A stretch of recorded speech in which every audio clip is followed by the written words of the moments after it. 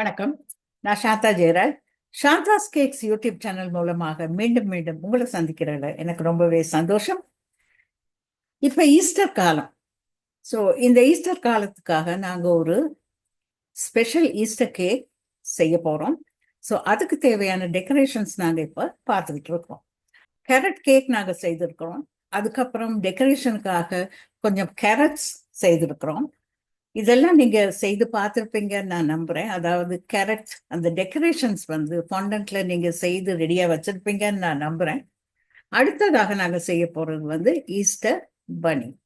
So அந்த Easter பனி வந்து ஒரு கட்டரால வெட்டி எடுத்து தான் நான் செய்ய போறேன். ஏன்னா இது ஒரு சின்ன கேக் தானே. ஸோ அதுக்கு டெக்கரேட் பண்ணக்கூடியதாக அதுக்கு ப்ரொபோர்ஷன் இருக்கக்கூடிய அளவுக்கான ஒரு கட்டர் ஒன்று நான் வச்சிருக்கிறேன். இது வந்து எல்லா சூப்பர் மார்க்கெட்ஸ்லையும் கிடைக்கும், கேக் ஷாப்ஸில் கிடைக்கும்.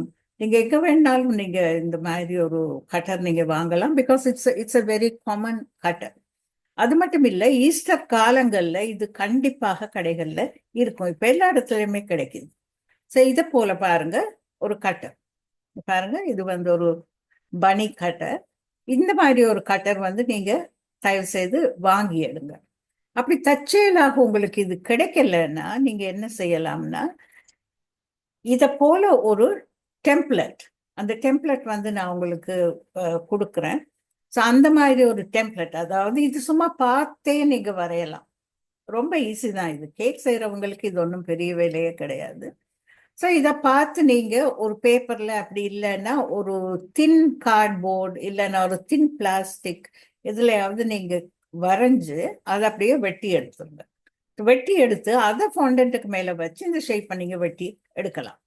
ஸோ இது என்ன மாதிரி செய்யறது, அப்புறம் இந்த பனி வந்து எப்படி டெக்கரேட் பண்ணணும்ன்ற எல்லா விஷயங்களையும் நீங்க இந்த எபிசோட்ல பார்க்க போறீங்க.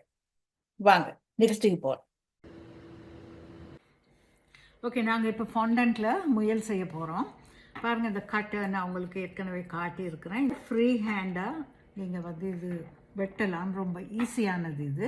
இப்போ ஃபாண்டன்ட் வந்து தயாராக இருக்குது. நல்லா பிசைஞ்சு தான் வச்சுருக்கிறேன் ஃபாண்டன்ட்.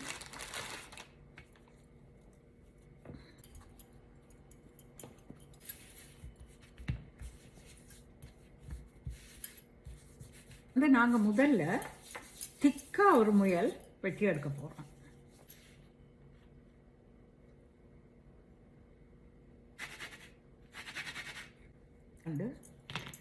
பாருங்க, இப்படி எங்களுக்கு ஒரு திக்கான ஒரு முயல் முதல்ல தேவை. இதை தவிர இது மாதிரி சும்மா தின்னாகணும்.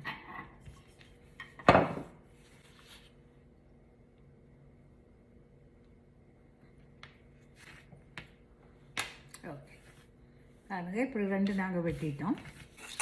டூத்பீக் இருக்கு. இது டைலோஸ். ஸோ இப்போ இந்த டைலோஸை தொட்டு இந்த டூத்பீக் வந்து இதுக்கு அடியில் நீங்கள் அப்படியே குத்திடணும். ரெண்டு எடுங்க,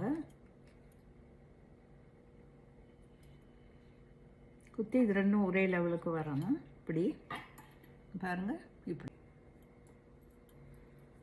மறக்காமல் இதில் போடுங்க கார்ன்ஃப்ளவர், இல்லைன்னா இது ஒட்டிடும். ஓகே, இதை இப்படியே வச்சு நீங்கள் காய விட்டுறலாம். இந்த முயல் குட்டியும் காயணும். இது நல்லா காயணும். ஸோ இப்படி வச்சு 2 நாளைக்கு நீங்கள் காய விட்டுருங்க.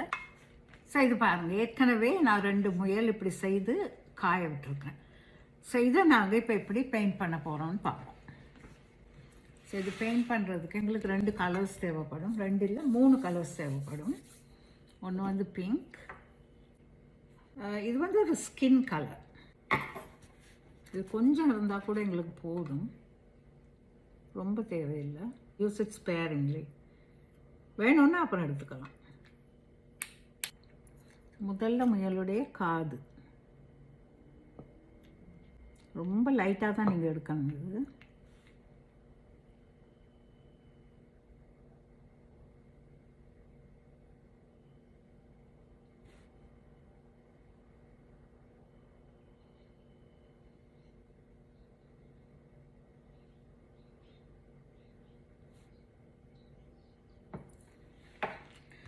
அதே போல் இங்கேயும் பெயிண்ட் பண்ணிடுவோம்.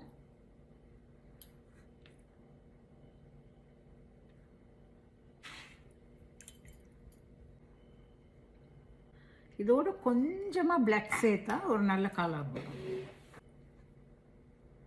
கொஞ்சம் போதும் எங்களுக்கு.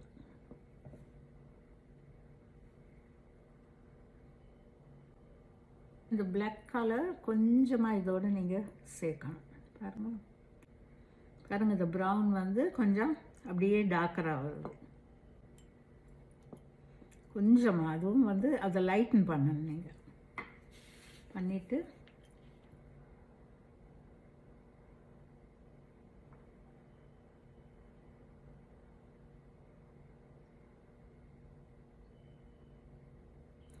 அந்த முயலுடைய காது பகுதி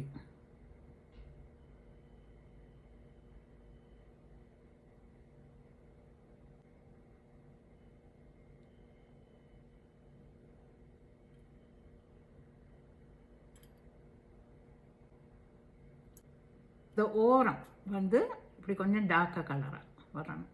பிளாக் கலர் பெயிண்டிங் வந்து ஓரளவு தான் சொல்லிக் கொடுக்க முடியும்.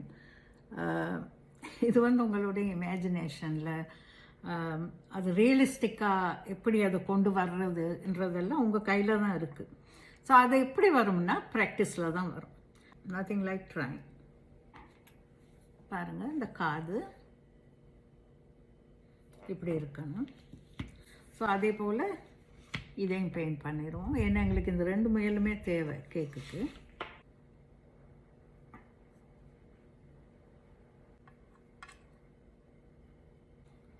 இது அப்படியே ஒயிட்டாக தானே இருக்குது. ஸோ அந்த எட்ஜ் ஒன்று தெரியணும். ஸோ எதுக்குமே ஒரு சின்ன பார்டர் மாதிரி இருந்தால் அந்த ஷேப் வந்து அழகாக தெரியும். ஸோ அதுக்காக கொஞ்சமாக இதில் வெரி லைட் பாருங்கள் இப்படி பண்ணுறேன். ரொம்ப லைட்டாக இருக்கணும்.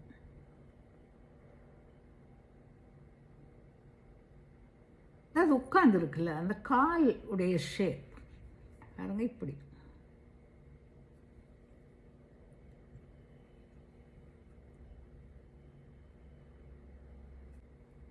ஒரு அவுட்லைன் மட்டும் தெரிஞ்சால் போதும்.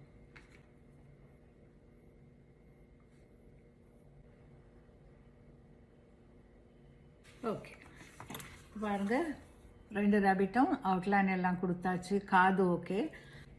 அடுத்ததாக வாய். எப்பயும் ரேபிட்டுடைய வாய் வந்து ஒரு மாதிரி பிங்க் கலராக தான் இருக்கும். ஸோ அதுக்கு தான் நான் பிங்க் கலரில் எடுத்திருக்கேன்.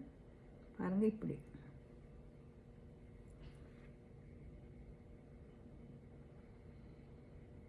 ஒரு சின்ன டாட் மாதிரி வச்சா நீங்கள் போதும். அப்புறம் வந்து அதை சுற்றி வர கொஞ்சம் டார்க்கு ப்ரௌன்.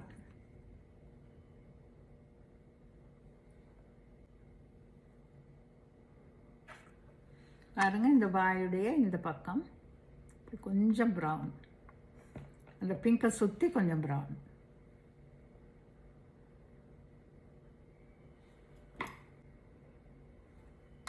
கண் வந்து நீங்கள் வைக்கிறப்போ இந்த துப்பிக்கே நீங்கள் உபயோகப்படுத்தலாம். பாருங்கள், இப்படி ஒரு டாட் இதில் வச்சுருங்க, பிளாக் கலர்.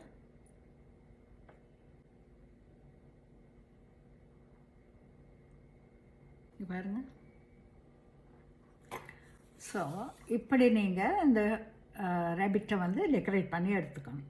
இந்த கலரிங் எல்லாம் நல்லா காயணும். நல்லா காஞ்சதுக்கு அப்புறம் தான் நீங்கள் இதை ஒரு கேக்கில் ப்ளேஸ் பண்ணலாம். அடுத்த நீங்கள் பார்க்க போகிறது வந்து இந்த ஈஸ்டர் கேக்குக்கு நாங்கள் உபயோகப்படுத்த போகிற ஃப்ராஸ்டிங், அதாவது ஐசிங், அமெரிக்கன் ஃப்ராஸ்டிங்.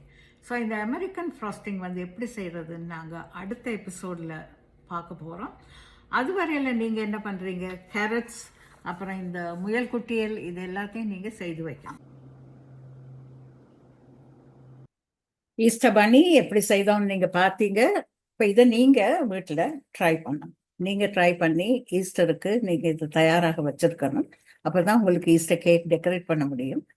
ஸோ இந்த ஈஸ்டருக்காக எதுக்காக பனி நாங்கள் இதுக்கு ஒரு சிம்பிளாக நாங்கள் வைக்கிறோம்ன்றது ஒரு கேள்வியாகவே இருக்குது. பலவிதமான விஷயங்கள் சொல்கிறாங்க.